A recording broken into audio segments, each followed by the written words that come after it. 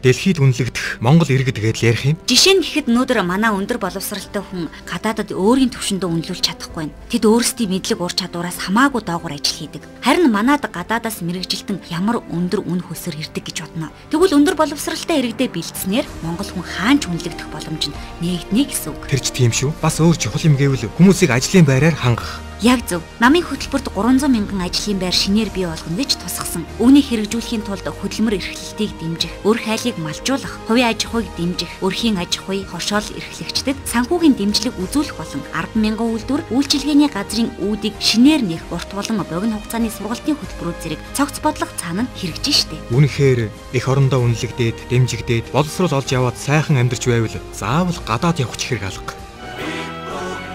Тогтвортой орлоготой, тогтдог орон байртай, оюунлаг, эрүүл Монгол хүний төлөө Монгол Ардын намын мөрийн хөтөлбөрөөс